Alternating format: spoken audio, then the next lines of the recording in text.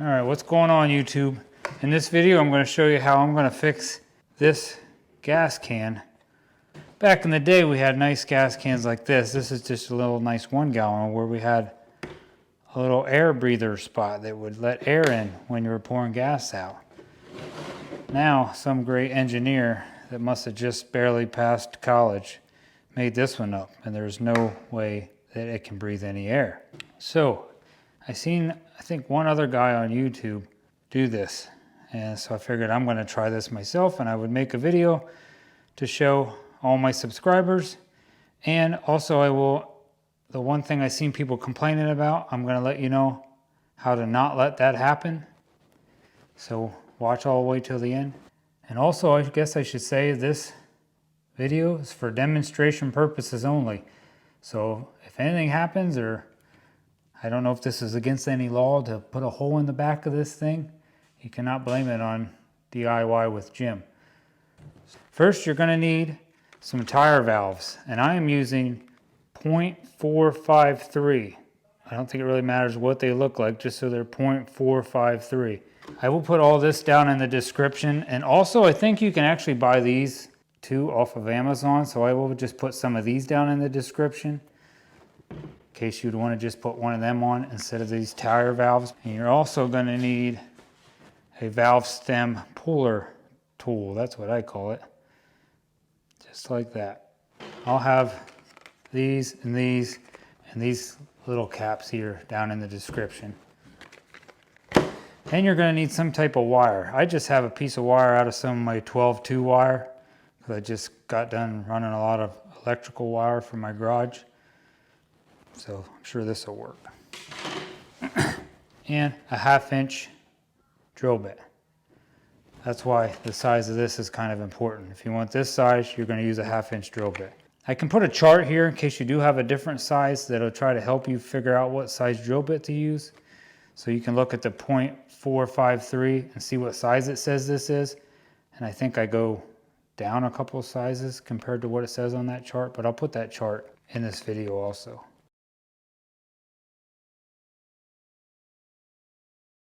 Take the top off.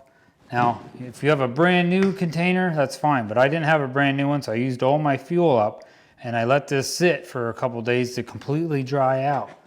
Just in case I do get any of these shavings down inside, I can get them out real easy. All right, if you have a can like I have, just like this one, there's a little spot here you can see it looks kind of square. You can drill, that's where I would normally drill my hole, but I had a nail in here just to try to help get air in here, and that worked pretty decent. But every time I would get gas would kind of seep out of this hole from splashing around in the back of my truck. So I'm going to have to drill in that hole. But just take your 1/2 inch drill bit.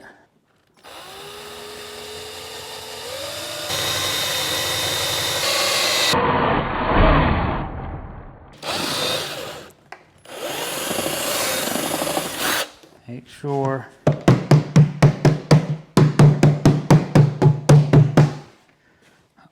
I'm able to take a light and stick it over the hole you just drilled and then look down in the hole just to make sure I don't see any of them shavings down in there. And I got all mine out because it's perfectly dry in there. All right. Open your valve stems up. Take the cap off. You're going to take your 4-way puller tool you got here. And there's I'll call these the guts. I'm going to take the guts out of the valve stem. There's a little spot here in this 4-way puller tool. You can take them out. Maybe you'll want to save these in case you have one go bad on something you have.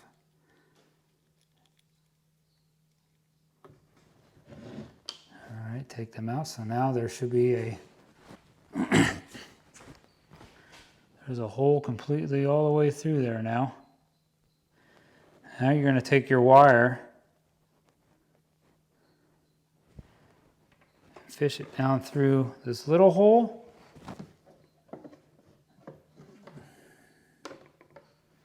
Back up the big hole. Now we are going to take your valve stem and we're going to put it over this wire just like this. Take your wire, and I'm just going to bend the end of it like this. Just like that, so it doesn't pull out over that.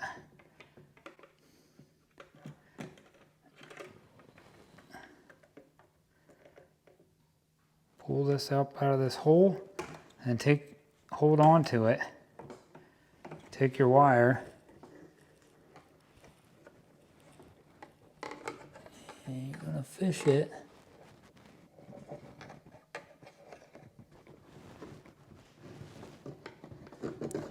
Fish your wire back out of that hole. Keep a hold of your valve stem.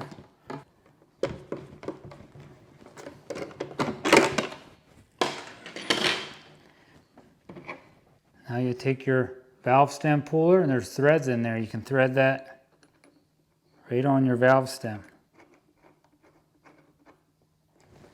And pull it out in that hole, the 1/2-inch hole you drilled. Just like that.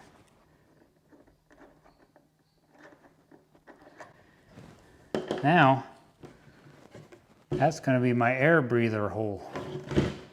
And when I go to get gas, I can just put this cap on. Put your gas can back together, you're good to go. Now, the one thing I've seen people complaining about in the comments of the other videos, I think it was only one other video I watched, was this valve stem shooting out of this thing. Because I don't know if you've ever had one of these cans, these gas cans, and it sits outside. It likes to get a lot of pressure inside here and it'll start expanding and expanding. So I'm guessing when that expands like that, this blows out that hole. So either, I never liked when it did that when I didn't have an air breather hole. So one thing you can do, or what I might do, is just to loosen this part up here where the gas comes out.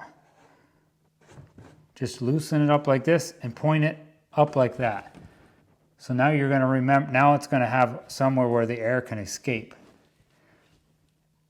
So when you go to put gas into your lawnmower or something, you'll remember to tighten it back up. So I always did that anyway, so that way all this gas wouldn't, or this wouldn't expand. And also don't store this in your garage if your garage is attached to your house. I would store this in your shed outside somewhere because the fumes are very flammable. All right, so I hope you liked this video. I hope I helped you out. Just make sure, like I said, loosen this up when you sit your gas can in your shed, or you can maybe even loosen this up. But I'm afraid I'd lose this cap if I keep loosening that up. All right, I hope this video helped you out. Please leave me a comment down below. Hit that subscribe button to help support my channel. Give me a thumbs up. Thank you very much. God bless and have a great day.